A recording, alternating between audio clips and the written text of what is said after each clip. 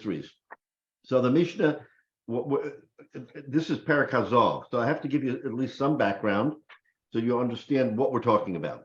So this Mishnah and this Perek is going to talk about how you make a kinyan on movable objects and on metaltalin, but more importantly, it gives us a definition of what is metaltalin, of what is a movable object. In other words, we have circumstances where something looks like it might be money to use in exchange for an item, but it's the money itself is the objective, is the merchandise, is the metaltalin. So how do we distinguish if you want to buy money, what do you mean you want to buy money? You're going to buy money and which is the money? So we have to clarify what is money in a transaction where there is, let's say, silver and gold, and you want to buy one of the two of them. Which one are you really buying? So that's a whole new insight into the whole inyan of kinyan. So we know that to make a kinyan, there's several different ways of making a kinyan. We've learned it all in different contexts. You can make a kinyan through hagbah, when you lift something up, like for instance, we do when we sell chametz to the rabbi on Pesach, then we make a kinyan, right? We lift up the object, usually a handkerchief or whatever, and that's how you make a kinyan, to transfer ownership from A to B. That's hagbah.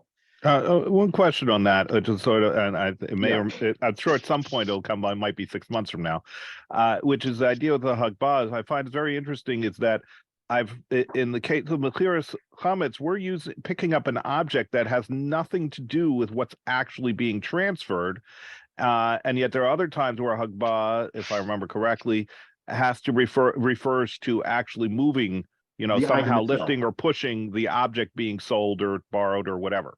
Right. So either you're doing the kinyan on the object or on something that's considered consideration.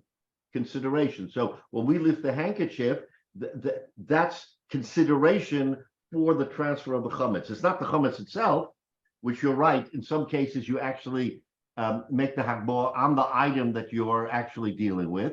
But here we're dealing with the consideration. So the pruta, the minimal value of that handkerchief is what is the consideration that you're giving in order for the transaction to appear valid. So yes, you're right. There's two different ways of doing hagbah, one with the item itself and one with an item of consideration on behalf of the item you're transferring. And in the case of chametz, that's how it happens to be. But for instance, if I want to buy a pen from you, then that I can take that pen and lift it up, and that's the hagbah, that's the kinyan on the pen. I'm actually buying the pen by making the kinyan on the pen, not on something that's substituting for the pen.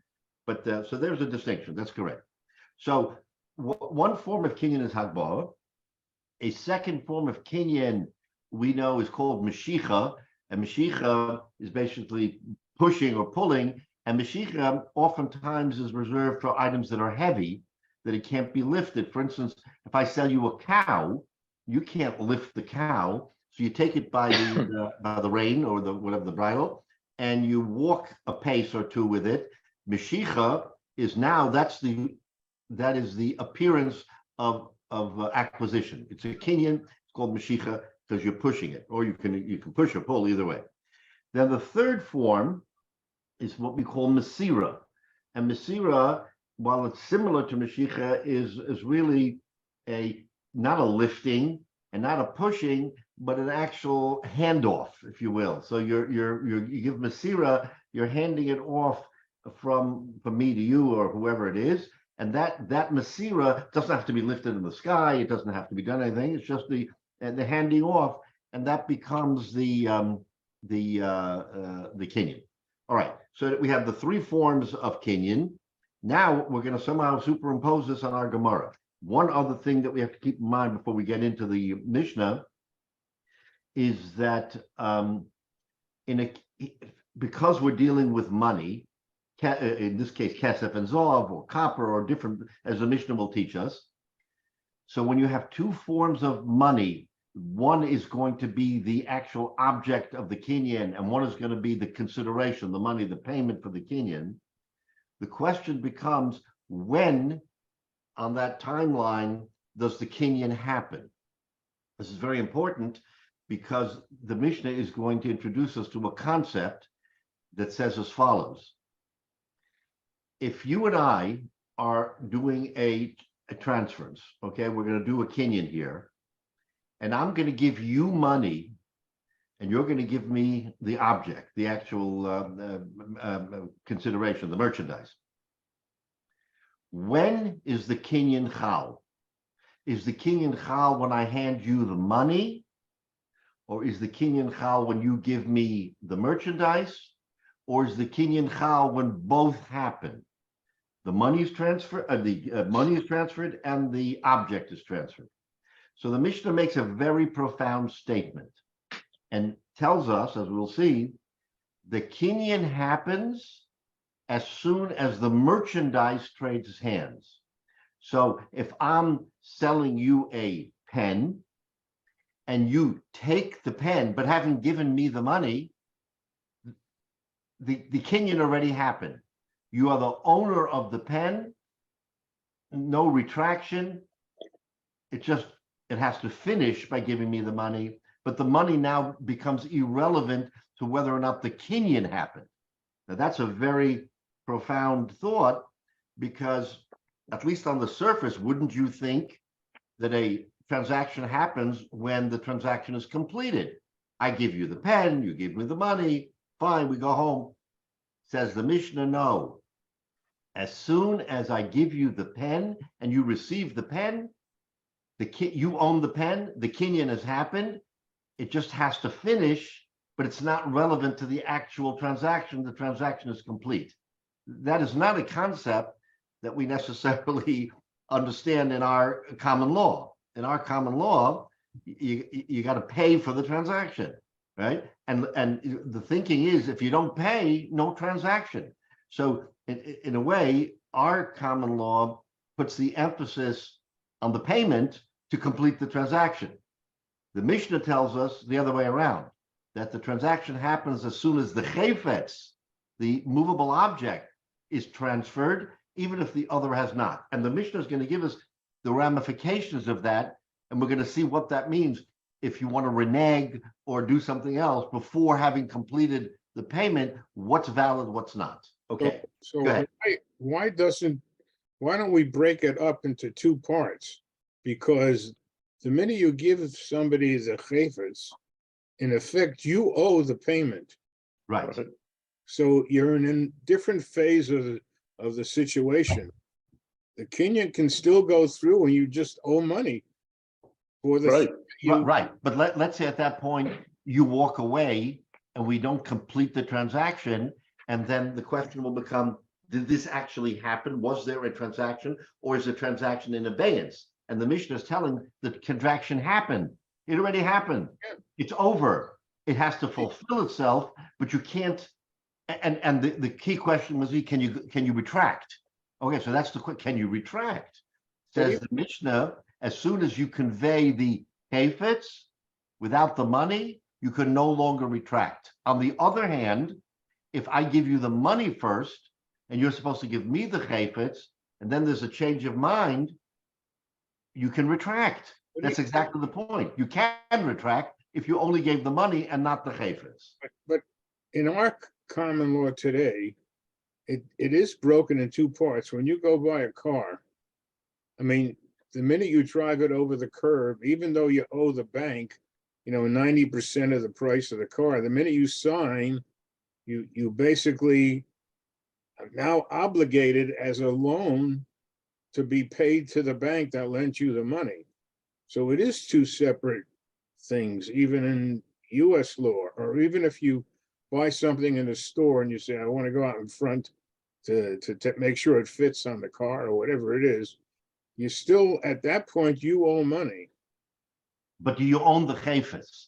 Can you retract? That's the key. Yeah, That's the key. Can you retract? both cases, with a car, you own that car. I mean, they may want to repossess it later, but in fact, the minute that car goes over the curb out of the dealer's lot, you're the owner legally.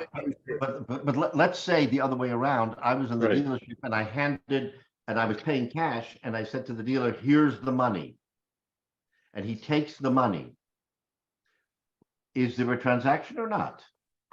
Right, which is very relevant. I've heard of these kinds of things. Let's say you Right. hand the dealer all the money, full payment, tax tag, title, and everything, and before the car is delivered to you, a tree falls on the direct dealer's lot. Whose insurance is it under? The dealer, until it crosses out of his property. But you've paid for it. I'm saying it's not so clear. I think that's the point. He owes you a car. It just reverses who owes what. So then I say, you know what? I changed my mind. I no longer want to buy the car. Now see what the dealer will say. So that becomes a new negotiation. Well, but according Right. But Jay, if I could jump in, Jay, I guess to me the difference is under the Mishnah, right?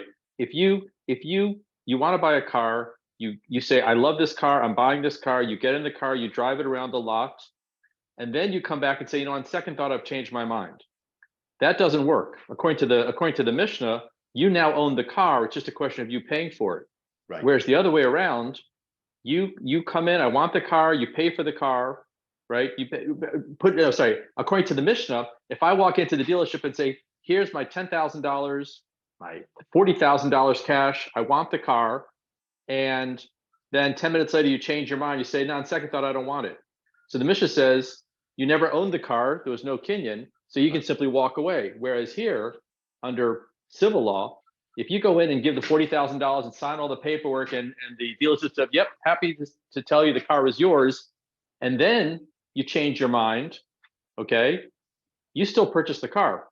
You would have to come into some kind of negotiation to get out of that transaction, where according to the Mishnah, there was never any acquisition. If you simply give the money and do everything except somehow move the car or somehow do something to take control of the car, you haven't bought the car. You can simply walk away and say, you know what, I'll take my money back and we're done. I guess to me, that's the difference. Yeah, but if I walk into Shalom's and I reach over and I pick up a box of cereal and I'm looking at and I put it down, I haven't acquired it. No, that's correct. That's a different circumstance. And more than that, you pick up a jar of spaghetti sauce and it slips and it breaks on the floor. You're normally not considered responsible for that.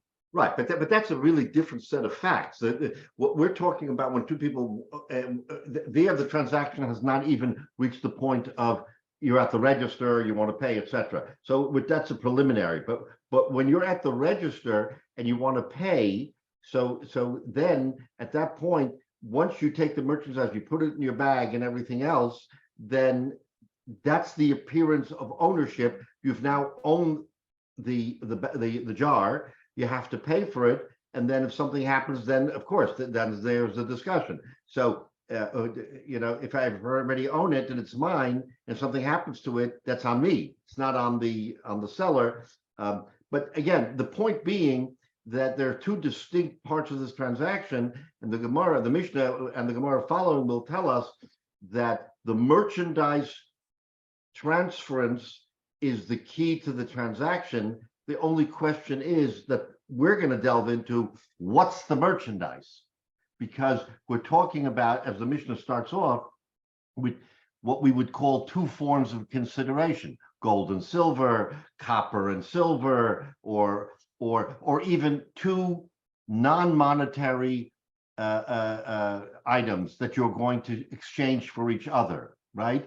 I'm going to give you a pen. You're going to give me another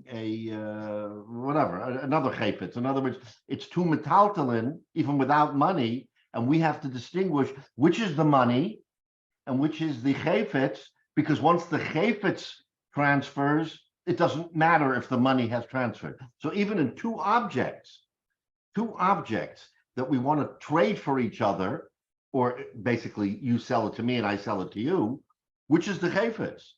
That's what this Mishnah is now going to plumb into the depth to understand how we look at it. Okay, so those are the basics, and we'll fill them in as we go, but those are the basics we need to know. What is considered a kinyan, and what's going to be that the chayfetz, the merchandise, is superior than the money for purposes of ownership, and what is merchandise. Okay, that in a nutshell is how we're going to start. So now says the Mishnah, Hazov kaina es hakesef, v'hakesef eina kaina es hazov. This gold acquires silver, but silver doesn't acquire gold. What does that mean? That means that zahav is the chayfetz. Zahav is the merchandise. And if you're going to trade a gold nugget for some silver coins, when I give you the gold nugget, even if I haven't yet received the silver coins, the transaction is valid. Because zahav, gold, kona es hakesef, it acquires the kesef. The kesef is only sort of the ancillary part of the transaction that we have to fulfill. You have to fulfill it, but the ownership transference happened as soon as I gave you the gold nugget. Okay? Now, let's take a look at Rashi. So we'll understand what we've been saying.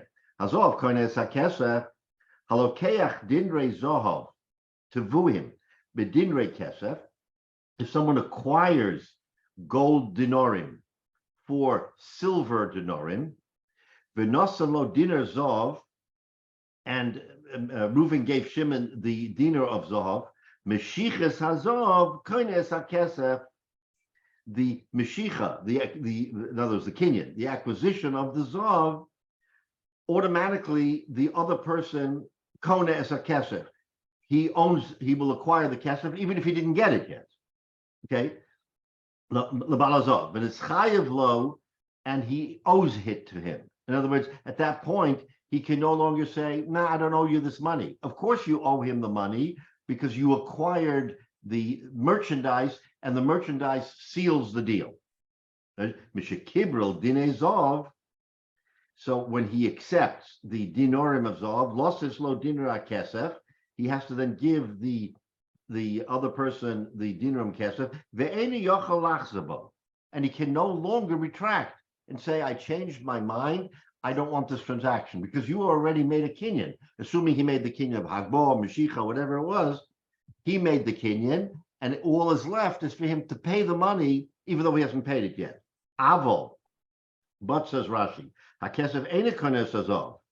Kesef is not kones azov. She'im noselo dinrei hakesef tchila.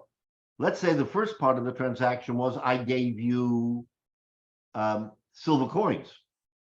Okay, lo kana, you haven't given me the gold nugget yet, the dinner, lo kana. Then there's no kinyan. V'yacholin shneim lachzor. Either I or the other party can retract. The matbeya kesef, because the silver coins have a mos. That's the money part. And remember, what we say is that the merchandise determines the kinyan, not the money. And so the Mishnah is making a statement here, and we're going to understand in a minute why they say Zov Konas Kesef, is that in an exchange of silver and gold, gold is considered the merchandise in every situation, and silver is considered the money. Why? That we'll see in a minute.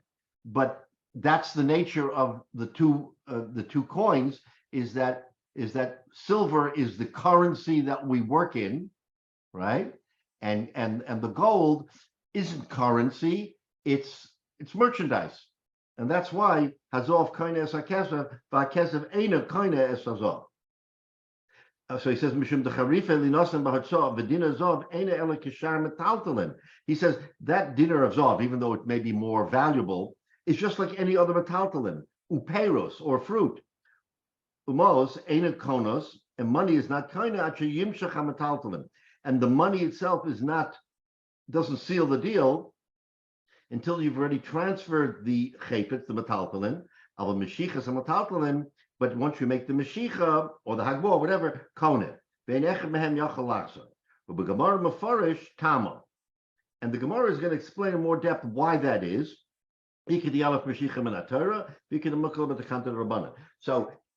Rashi is saying the only thing left to discussion is whether this transaction is midoraisa or midorabanan. In other words, is this a Torah mandated transaction that merchandise precedes money, that the merchandise dictates, or maybe not, maybe min Torah that's different, and it's only the Rabbanan who instituted it. That's a different discussion we're going to have later. But it's now clear to all of us that merchandise, chayfetz, is the determining factor in whether or not a transaction is complete or whether the both parties can still renege on the transaction. That's the emphasis of what this says. Okay, and okay, any questions? And then we're going to see other examples of the same thing. Okay. Okay, now what's the next? Says the Mishnah. Hanachoshes, copper, kones hakesef, hakesef and kones hanachoshes. For the same reason, nechoshes is considered, copper is considered merchandise, not money, not the money we're dealing with. Silver is the money portion of the transaction. So if you're going to transact copper, then copper is like gold. It is the merchandise. Once the copper trades hands, the deal is already struck. You can no longer retract. It's a question of the money, but you can't retract. Yes, Scott. Okay, so if you've got $100 worth of copper, but you've only got $10 worth of gold, gold is still the merchandise? So 1 second. Are you now saying that we're buying gold for copper, not silver? Or no, let's silver. So let's say you've got $100 worth of copper that you're going to buy that $10 worth of silver. Is silver still the merchandise? Silver is not the merchandise. Silver is the money, and copper is the merchandise. Yeah, copper is always okay. So how about the other way around? If you've got $100 worth of the value is not relevant. The value makes no difference. Relevant in the discussion.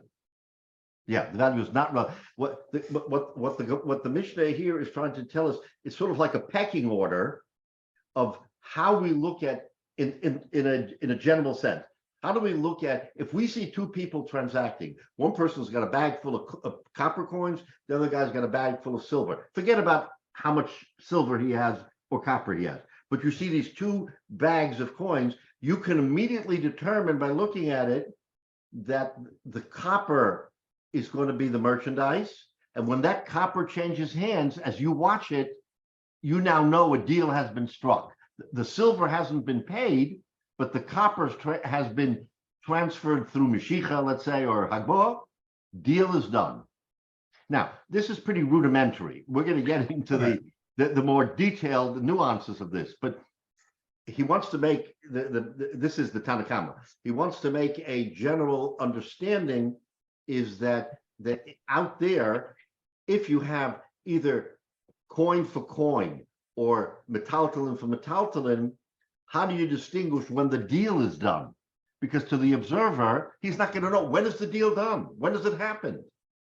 Right, but when we have complications, like what if you're using gold coins to buy a silver goblet? You see, right. Now we have a different nuance that we have to account for. So right, so this really seems to be only coins for coins, like for like, where they have the same functional value. Effectively, both are arbitrarily money, but both also have intrinsic value. Exactly right. Or what if I'm transferring property for property? I want to transfer my field for Menashe's field. There you go. So now we're talking metaltalin to metaltalin, and then we have to understand, you're absolutely right, what is what? And we're going to get to that in a minute, because metaltalin for metaltalin is different than money for money. Because money for money, you can somehow figure out, okay, this money, like a collector. So the collector wants the gold, let's just say, and he's willing to pay the silver. But when you transfer metaltalin for metaltalin, how do you do that? That's your point, and that's a very good point. And the Mishnah is going to discuss that and the Gemara further, because we have to understand how you transact property for property, or a pen for a candelabra, or there's any two items. There has to be a way of distinguishing it, and we're going to get the roadmap for that in a minute. But we start with money for money, and we make a general statement: the hazov koines hakesef, but not the other way around. Nechoshes copper is the merchandise, is koine es hakesef. So we get the impression here, at least from the first beginning of this Mishnah, that kesef was the currency that they dealt with. Silver was the most, I guess, common coin. So that became, in most cases, the money to the merchandise of another coin, whether it was copper, maybe it was zinc, or maybe it was iron, who knew? But in other words, those other things are the merchandise, and silver is the currency. Okay, now let's get a little bit further. Mos haros konas hayofos. What happens if you have old bills, right? Let's say you're a collector and you have turn of the century bills, right? You go to the bank, you're going to get the same face value for that bill, but that bill may have an inherent value because it's old. Says the Mishnah, again, a rule. Mos haros is kone esayofos. The new crisp bills is the currency, and the old bills is considered the merchandise, the chayfetz.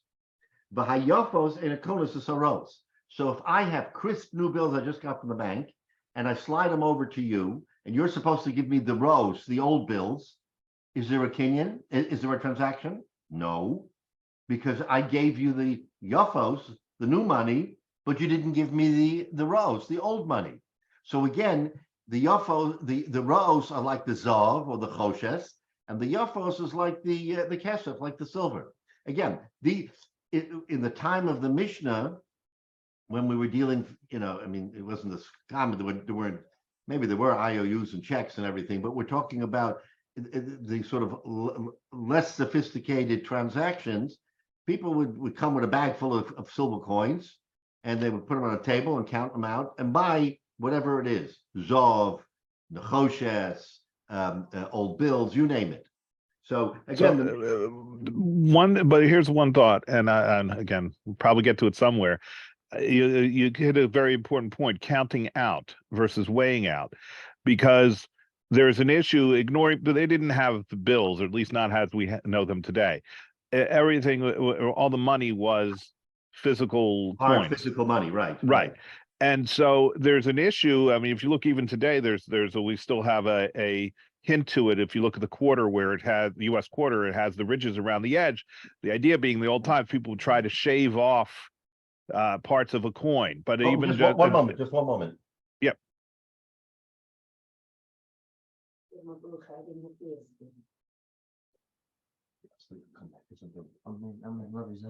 So my grandson's going to HSL. I just had to stop for a minute. Okay. All right. So if you have coins, people could deliberately try to skim a little off the top, as they say, but also just in general, old coins. The big thing about old coins, yes, they don't look as nice, but they have value. The bigger problem. Right, but the bigger problem is that unlike a dollar bill, until it gets less, even if a little bit gets torn off, it's still a valid dollar bill.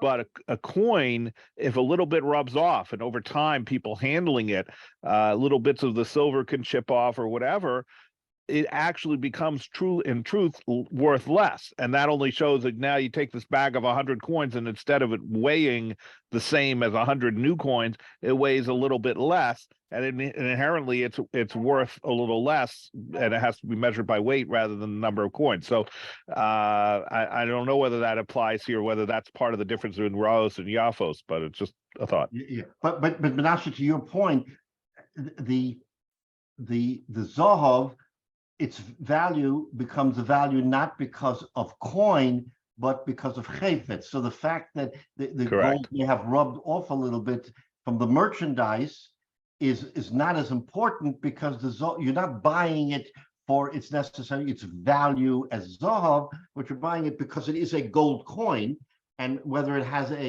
whether it's partially rubbed out or not rubbed out, in that context won't make a difference because it's Zohov. In other words, we're looking at the you're buying it for its value as the metal, rather than its face value. Exactly right. So, and the same with the choshes, and the same with Rose.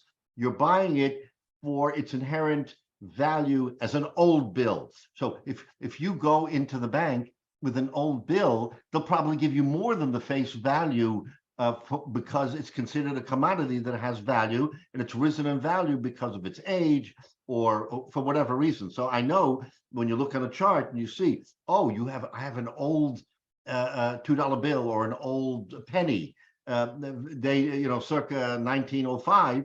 I know I'm going to get a lot more money than I will for a 2023 penny.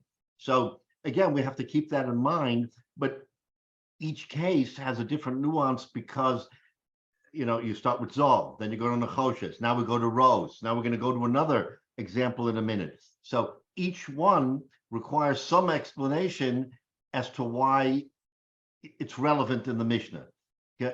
One of the questions that will come up later is, why do the Mishnah have to tell us all of these details?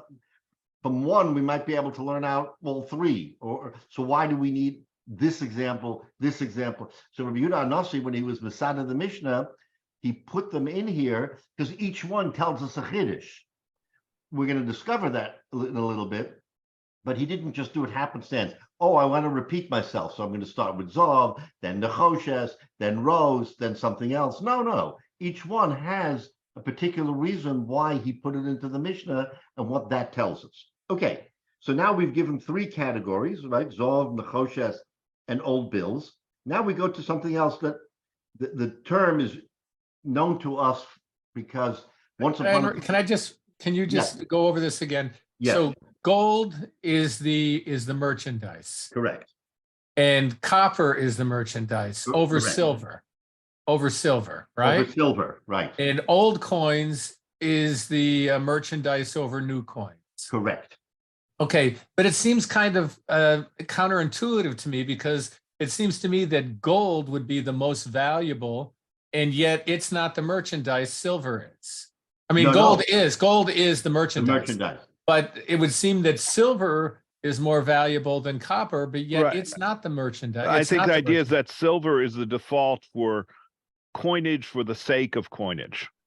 So Scott, let me just turn it back to you because I don't want to get ahead of it, but what is this telling you in terms of why silver, in your own mind, why does silver consistently become the currency and not the merchandise? Ask yourself that question. Oh, okay. So it's silver is the currency in gold, and silver is the currency in copper. And you're the saying currency in old bills. and So it's also old bills. So you're saying silver is the currency usually right. by default. And the question is why?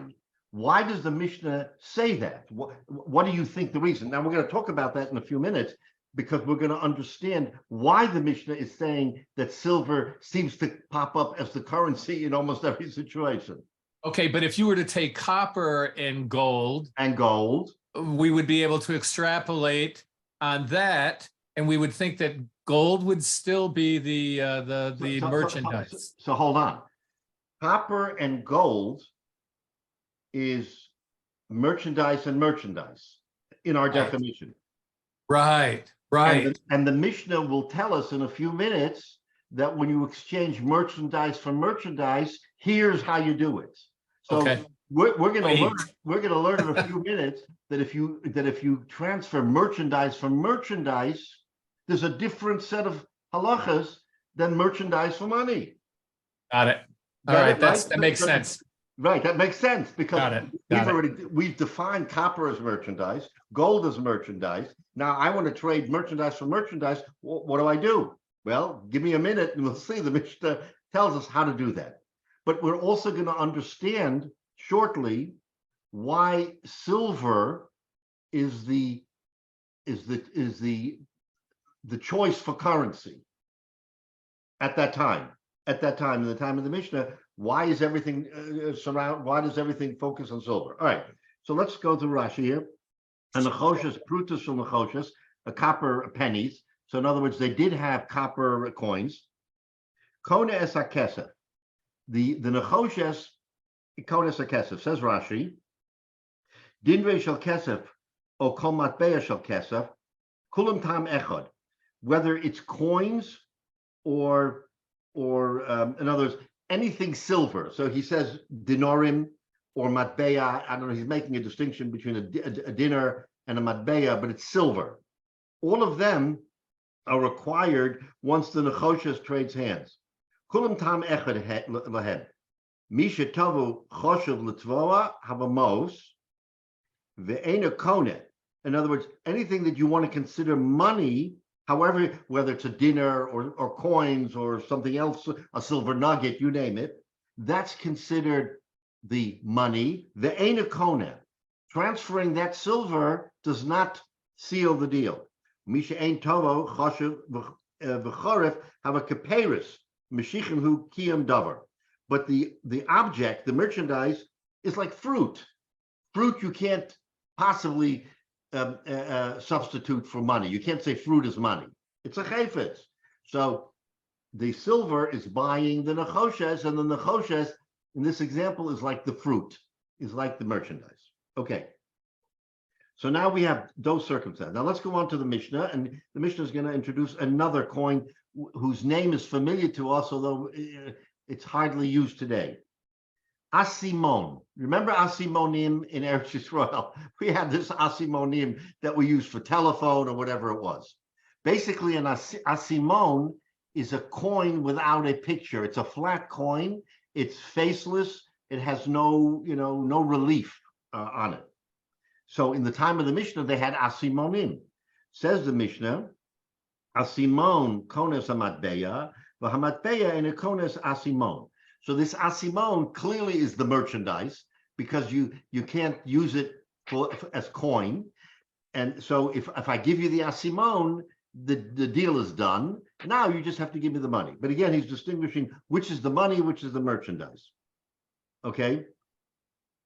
Now, metaltalin, konan matbeya, more generally speaking, a movable object, non-monetary, is kona, the matbeya seals the deal. Matbeya and a konan as a metaltalin. But the matbeya, and again, that's the general concept, the matbeya is not kona the metaltalin. Okay, so he's given us several examples. We get the picture. We now get a picture of what is metaltalin and what is considered matbeya. Now comes the question that Scott addressed. Okay, zeh haklal, says the Mishnah. This is the rule. Kol hametaltalin konin zeh es zeh. Here, metaltalin is konin zeh es zeh. In Scott's example, it was zohav and nechoshes. It was gold, which we consider a merchandise, and copper, which we consider merchandise. If you exchange gold for merchandise, then the Mishnah says konin zeh es zeh. They acquire each other. We'll see what that means in a minute. Okay, because now with gold and nechoshes, you no longer have money. Neither of them are considered money. So now we have two objects. It's the same as trading the pen for the candelabra, right? That's not money. It's a chayfetz. I give you an expensive pen, and you give me a candelabra. Okay, that's okay. So now, what does that mean? Konan zeh zeh, says Rashi. Kol metaltalin konan zeh zeh. All metaltalin are kone each other. Okay, here we go. No money involved, just objects. Says Rashi, Bein b'toras chalipin. We have something called chalipin, which means it's a kinyan for an exchange. We exchange things. Bein b'toras chalipin, shehichlef elu be'elu, that we exchange one for the other. Kiven shemoshecha echad kona chavero eshalo. Wait a minute. This is interesting. I'm trading you a pen for a candelabra. The minute I give you the pen, the deal is done, even if you didn't give me the candelabra, because it's considered as if you gave me the candelabra. Chalipin means an exchange of items, not non-monetary. When you do a kinyan chalipin, get a load of this. You do half a transaction, the other half automatically happens. So now in the case of gold and copper, Scott, if I gave you the gold and you're holding on to the gold and the nechoshes, the deal is done. It's as if you gave me the copper. You don't have to give me the copper, but I already own the copper, even though it's sitting on your desk. Excuse me, Rabbi. Hold on. In the case of money, what did we say? I gave you the merchandise, it's done, but you still have to give me the money. The transaction is complete when you give me the money, even though the transaction itself has already happened. In the case of Chalipin, it's as if you gave me the other object. We don't have to wait for you to give it to me to say, now we all go home.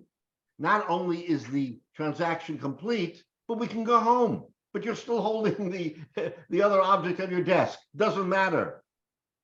You understand? Merchandise for merchandise, once one person gives the merchandise, it's as if the other person gave the merchandise. That's the chiddush on metaltalin, different than money. Okay, go ahead. Well, I'm just a little lost at All right, I understand you are. I thought I had it all figured out, but when people are trading or they're buying without money, in their heads, each one is saying how much this is worth in some currency. Correct. You don't do transfers without knowing how much each person wants to know how much it's worth. So the fact So, that right, you're 100% right. So in Chalipin, I'm just saying, in all these cases, there's a ghost of money in the situation because each one would not trade unless they knew it was a fair exchange. right. So if Why does it make such a difference if the money is real money or it's just the concept, the value, as if it was being sold and resold and repurchased? Yeah, no, you hit on a very, very. No, but I think that Mishnah yeah. is complicating a lot of things about whether something is money or not money, when in fact there is always a ghost money calculation for any one of these cases. I think the problem isn't the ghost money calculation. I agree with that. That's the nature of barter. For barter to succeed on a grand scale, there has to be that valuation. But I think the idea here, and Rabbi, you'll correct me if I got it wrong, is I think what we're saying is we've got certain things that are all money-like. They might even be fashioned into coins.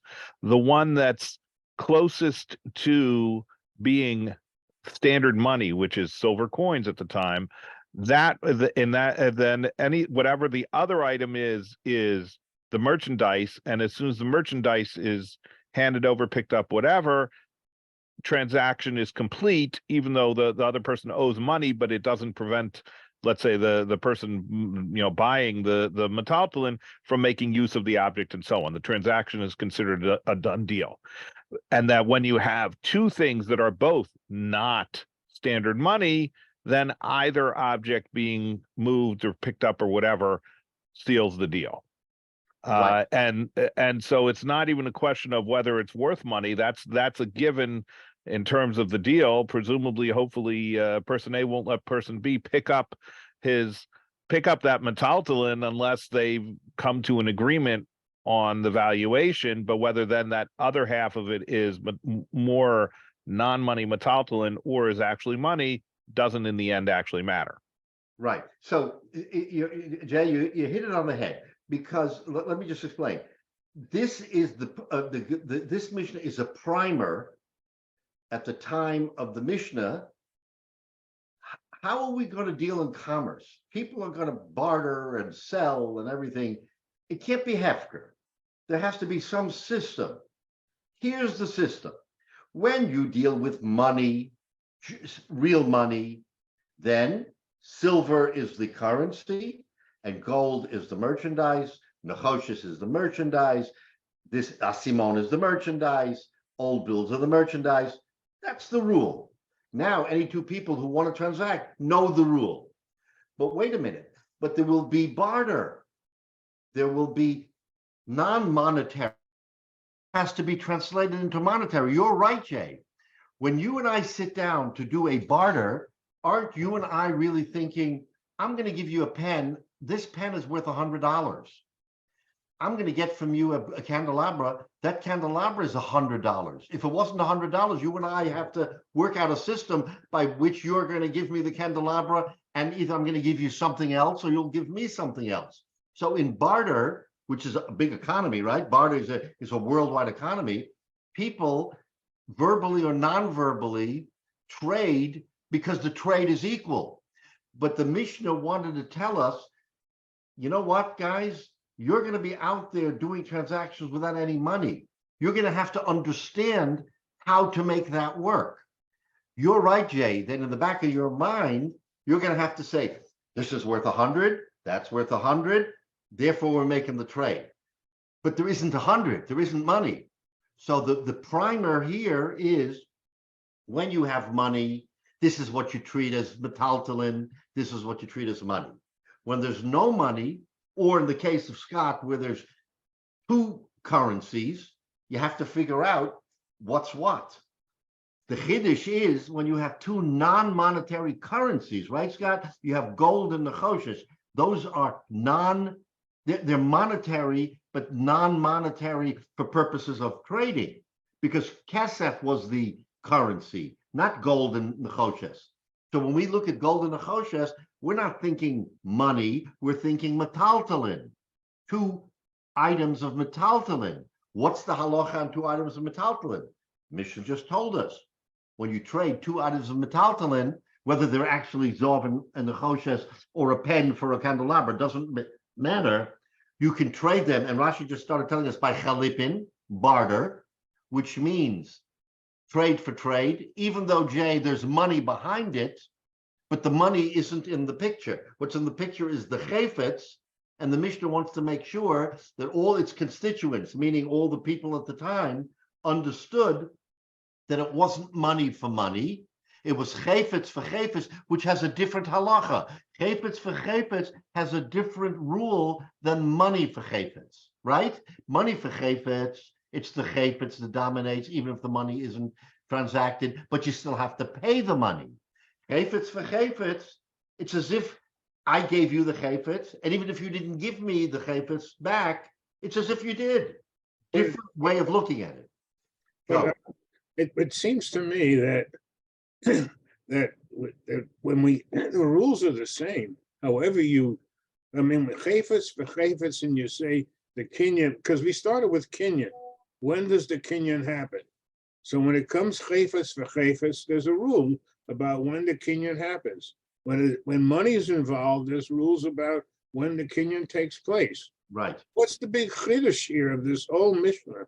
We're going around all kinds of examples. The minute you think of a ghost money, because people do think that way, they'll think in the currency of that country. Then where's the chiddush in this whole Mishnah? So let me tell you the chiddush. Even though you're going to say, but this chiddush doesn't have great relevance, the chiddush is that when you have money for money, the transaction happens when the merchandise / money is transacted, but you still have to complete the transaction by giving the money to the other person. Right. So the transaction has happened, but you still have to do something. You owe the money. But in chalipin, in merchandise for merchandise, true, I gave you a merchandise, you have to give it back to me. But if you never gave it back to me and you went back home holding my merchandise, the deal is totally complete. I still have to get it somehow from you, but the chiddush is not in halacha, but in fact, Jay. And then maybe that's a little bit complicated, because what is the real difference? Once the merchandise trades hands, the deal is over. Yes, it's over, but the question is it over and everybody should go home because you and I have no more business to transact? Or is it not over because you still have to give me the money? But there's no case where the transaction is not owed. That's correct. There's no case where the transaction is not over in this scenario. The only time the transaction is not over is if I give you money and you don't give me merchandise, and I say, mekachtos, I want to go back. You're allowed to go back, although the Mishnah tells us it's not a good idea, but you can go back because you haven't transacted yet. Transferring money is not a transaction. It's Right, it's a preliminary, yeah. Right. So getting back to our car dealer example, if I hand you now, of course, we have paperwork, so that would change things. But let's say there was no paperwork involved. Let's say you advertise you want to sell me your used car, off the books, and I go up to you and I hand you $5,000 in cash. Unless you hand me the keys to the car, Right. or I get in the car and start moving it. Right. The guy could still turn around. He's holding the money, counting it out. Yeah, it's all there. It's like, never mind. I don't want to do it, and hand you the money back, and you don't have any recourse. Right. You have a title involved. It's not just an order. Those are all actions. I'm glossing all over that for the actions. moment. Right. No, but Menashe is saying those are all actions as part of the transfers of ownership. And if you didn't give the title, or you didn't give the keys, or I didn't move the car, and just the money traded hands, that's not a deal yet. That's the bottom line of the point. But whereas if you handed me the keys, even if you haven't, let's say, signed the title, but you hand me the keys, and it's not just for a test drive, and you say, you know what, tomorrow we'll take care of the rest of it, and I haven't even handed you a penny, right, but the deal is done, and you can sue me for that money. But you still owe the money and have to pay him the money. That's the point, and he could turn around and sue me for the money. That's correct. Whereas I can't, if I hand him the money and he doesn't hand me the car, and I haven't signed, let's ignore the title and so on, then I can't turn around and sue for non-performance of the contract. Rabbi, Yes. if I can jump in, Yes, I don't know that your answers are though addressing Jay's point. I think I'm getting Jay's point. So Jay, maybe to kind of, in my mind, dumb it down for myself. So I've got a car and you want my car, okay? So if you say, Yale, I'll pay you $10,000 for the car, and I give you the keys to the car and you drive it around, you now have acquired my car and you now owe me $10,000. I don't have your money yet. At some point you have to give it to me, but you owe me the $10,000, but it's still in your possession. But let's say I've got a car and you've got a truck, and you say, Yale, you know what? I don't need a big truck anymore. I'd like to have your car. I say, fine, I'll trade you my car for your truck. You come, I give you the keys to the car, you drive the car around. I now legally own your truck. Correct. I can walk over, get in the car, get in your truck and drive it away. And I haven't taken it. You don't have to physically give me your truck. By the fact that you took my car and you and I were doing this chalipin, we're exchanging a chayfetz for a chayfetz, a movable for a movable. I now immediately, according to the Mishnah, I now own your truck. You don't have to do anything to give it to me. The fact that you took my car and drove it around, and by taking possession of my car, I automatically have acquired your truck. You don't owe me the truck; it's mine. I can go over and get into it, and you can't say, "Wait a minute, what are you doing?" Right. I own it, as opposed to you owing me cash if we're gonna do it for cash. That's So how I keep it straight in my mind. That's an excellent way of presenting. But Jay, the point is that when you're dealing, even though each one has a monetary value, to your point, you're right. The truck is worth $500. The car's worth $500. But because the money is in the background, not in the foreground, the halacha is a little bit different. That's what the Mishnah is telling us, that once I get in the car and turn it over and start driving, the truck in the driveway, I don't have to come over to you and says, here's Jay, here's my keys, go take the truck. It's yours already. Whereas with the money, there has to be a physical event of transferring the money, even though the deal is done. Now, you might ask yourself, what is the difference? And the answer is, practically speaking, there is no difference. Practically speaking, the difference is if in the case of the money, I then go and I say, okay, bye, I'm going back home to Eretz Yisrael, I still owe you the money.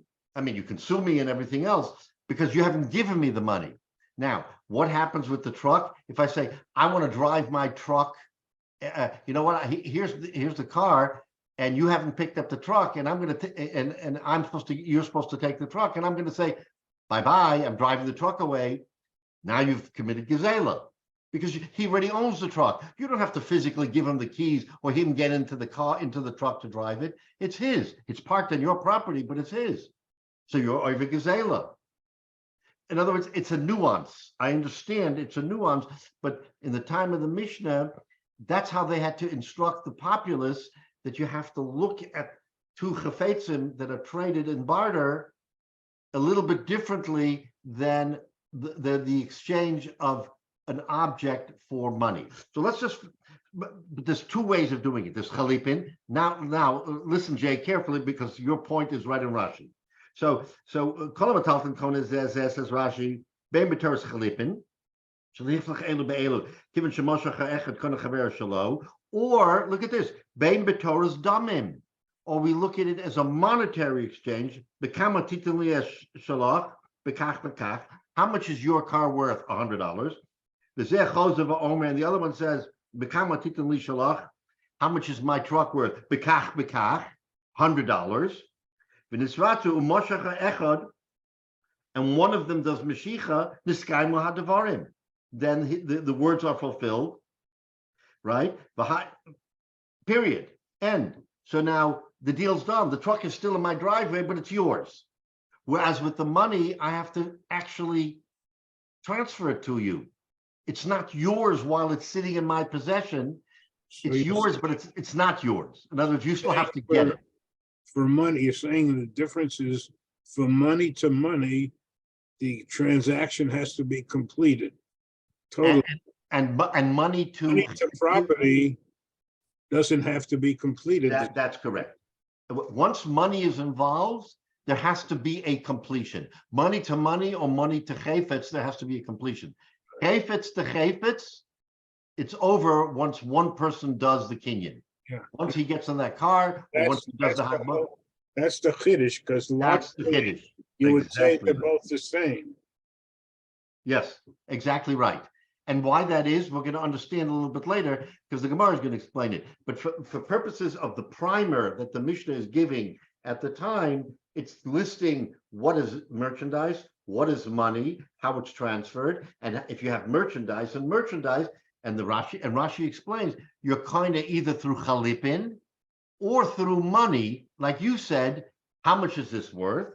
How much is this worth? But it's not the money that's exchanging, it's the merchandise. And therefore, once one person does a kinyan on merchandise, the other person is automatically the owner, even though you're saying it's money, but it's not money, it's merchandise. It's a little quirky. But that now, so look at the Mishnah. So the Mishnah says, Ketzad, what's the example? Moshe Chamenu Peirus. This person does a Mashicha on Peirus, Mos, and he didn't give him money. Any Yachalachsabo. He can't retract because he already has the Peirus. Nosel Mos, if he gave him money, Chamenu Peirus, but if he gave him the money and he didn't take the Peirus, Yachalachsabo. He can retract, right? That's what we talk about. Now, so as far as halacha, that's the halacha. Now look what the Mishnah says. Avol, Omru, we say, Mishapora me'an shadura mabel, umidora flaga, who also lafriya mimenu, she'en omed bidvaro. In other words, now we're dealing on the metaphysical. Okay, and the physical, it is what it is. But if a person makes that transaction and half the transaction of the merchandise goes through, and then he says, no, you know what? I want to retract, then look at the language. So the Mishnah says, Misha Para, meaning the Rabbanu Shalom, who punished the Dora Mabel and the Dora Flaga, who also lahafriya mimenu, he will come back and punish me, so to speak, she'ena omed b'dvaro, because I didn't stand by my word, which is to complete the monetary part of the transaction. So even though al pi halacha, you can renege, remember, because only the merchandise traded hands, still, it's not good form. And the Mishnah says that, kaviyachal, the Rabbanu Shalom, will punish you because you played a trick on this guy by saying, you know what, I'm reneging. Because, what do you mean reneging? You have the fruit, you have the chayfetz. That doesn't really matter to me. That's not the way it goes. Once you take the merchandise, the deal is done. So the Mishnah says there are consequences, spiritually, there are consequences to not fulfilling the deal. Okay, so I think we've got a pretty good picture now of the nuances of the Mishnah, whether it's money or whether it is merchandise. So just to conclude, just to throw a wrench into the works, so this is the Tanna Kamma, this is Rameir, and we're going to see later. Rabbi Shimon Omer, there is a Rabbi Shimon in this picture. He says, Kol hakeshef biyado, yado al Yona. Not so fast, guys. Even though we know that merchandise seals the deal. Transfer of merchandise. Transfer of money does not seal the deal, meaning that if the money was transferred and not the merchandise, you can retract. Says Rav Shimon, not so fast. As a practical matter, the person with the money has the power. In other words, if I gave you the money and you didn't yet give me the merchandise, according to Rav Shimon, the deal is done. Unlike the Tanakama, right, Jay? Unlike the Tanakama who says, no, you have to have the merchandise trade hands, not the money, says Rav Shimon. But as a practical matter, I've got your money, I'm in control, says Rashi. For years and years in Eretz Yisrael, up until the last 10 years or more, when you bought something, there was no return policy. No, Okay. but then there's a lot of competition. So now you can return things in Eretz Yisrael, within constraints or whatever. Okay, so I didn't know that. So up to recently, you could not make there was a no return policy. The minute you bought something, it was yours. So if you had something that broke, you had to go get it fixed separately. There wasn't this return Interesting. policy. They were following this. So in Eretz Yisrael, they held like Rav Shimon. Yeah. They held like Rav Shimon. Every Rav Shimon says that the person with the money, there's a Yiddish expression that says, "Der was the meya or the deya." The person who has the money has the control, the opinion, Yeah. right? The golden rule, one who has the gold rules. There you go. So look at Rashi. Kol hakesef shebiyado, poligad rabbanim. He argues or he distinguishes himself from the rabbanim. The amanosan mos yochel lachzabo, who say that if you give the money yochel lachzabo, afil lokeach. Also Rab Shimon, and he says mocher shehakol biyado, the seller, everything is in his hands. The yochel lachzabo. The seller can retract. So he turns the whole thing on its ear. Everything that we've said until now in great detail, he says no dice, that the person with the money controls the deal. And the Gemara is gonna have to explain to us why Reb Shimon says what he says when the Rabbanan, the majority, certainly don't say that. And the whole Mishnah up until the last line is meticulous in explaining to us how important the merchandise is over the kesef. But it gives you an impression of what it was like back in that time. And we were dealing with the 2nd century. The Tanoim lived in the 1st and 2nd century. Then the Amoraim came in the 2nd and the 3rd century. So you're talking couple thousand years. And the mindset of how people transacted is kind of different than today. Like you say, Jay, I wasn't even aware. If in Eretz Yisrael, the rule was once you paid the money and it's yours. I mean, that obviously is the minority opinion, but you see how important and meticulous the Mishnah is in trying to make us understand what is metaltalin, what is kesef, and in the case of two kesef, like you said, Scott, Zov and Nechoshes, what's the metaltalin in that case, and what's the kesef? And in the case of two metaltalin, like a truck and a car, how do you transact? Then we have kinyan chalipin, or kinyan damim, which is like chalipin. Chalipin is still the what we think of it, but like you said, Jay, it's not just two people bartering. Each one is cheshboning in his mind. How much is this worth? And how much is that worth? So we're making an even exchange, but in our minds, it's $100 for $100, even though it's a car for a truck. Yeah, well, it's good. It's good that when you go to Eretz Yisrael, you have to put on a different thinking cap, I guess. Today you can return things in Israel. Oh, you can. Okay, I'm glad to hear. I'm just saying the pressure of Americans, especially because Americans can return things. Right. Going to Israel. No, I think it's the influence of the Charedim. They want everybody to do tshuva. Right. All right. That was something all the tourists were told 20 years ago, let's say. Yeah. Buy things in countries in the Middle East, don't think you can return them.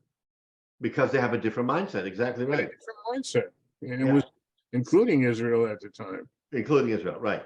All right, anyway, so we've now laid the groundwork. So Mitzvah next week, once we start getting into the weeds here, we've already laid the groundwork for how this is supposed to work.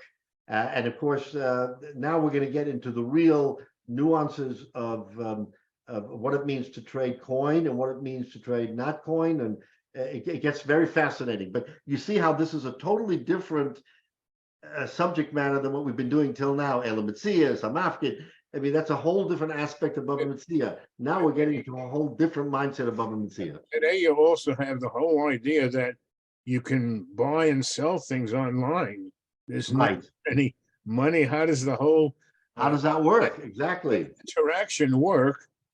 Because it's not the same model that we started to talk about. Right. So we have to extrapolate from the halacha, and this is where it becomes a question of, wait a minute, do we now have a new set of rules because we're dealing with the internet and online and everything else, or do we somehow go back to what the Chazal told us, and now we extrapolate from what they told us, the halacha, how it applies in our time, even though it may look totally different than it did 2,000 years ago. Right. This is the chap of what it means to understand halacha and how to adapt halacha, that it's still the same halacha, but in a different guise, in a different set of circumstances. Exactly. All right. Anyway,